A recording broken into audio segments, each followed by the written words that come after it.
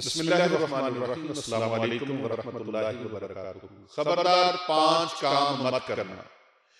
ये 5 काम अगर आपने किए तो शैतान और जिन्नात आपको पकड़ लेंगे, दबोच लेंगे आपको।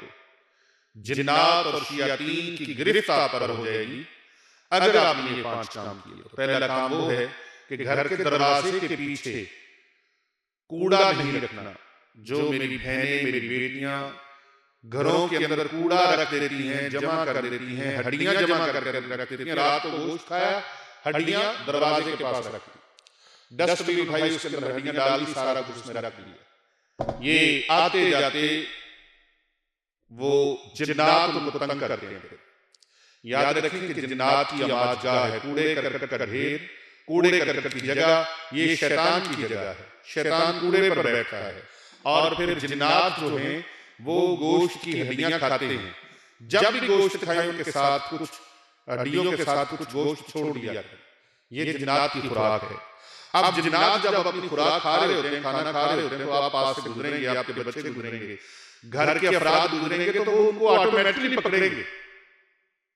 डॉक्टर साहब, वो उनको ऑटोमेटिकली फिर पकड़ेंगे और किसी ना किसी मिस्टेक की वजह से उनके ऊपर वो मुसल्लत हो जाएंगे। और अगली चीज है, बेरी के दरख्त के नीचे कभी पेशाब मत करें। बेरी के दरख्त के नीचे पेशाब मत करें, जिन्नात तंग करने लग जाते हैं। क्योंकि बेरी का बड़ा रूहानियत के साथ ताल्लुक है। जब कोई फौत होता है तो उसको बेरी के 7 पत्तों से गुस्ल दिया जाता है।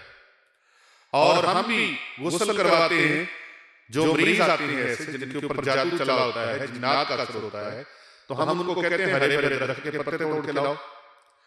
हरे भरे दरख्त के पत्ते तोड़ के जब लाते हैं तो 7 पत्तों के ऊपर सूरत फलक, सूरत नास और उसके ऊपर सूरह अल-हम्द, सूरत अल-फातिहा और आयतुल कुर्सी पढ़ के 3 बार दम किया जाता है।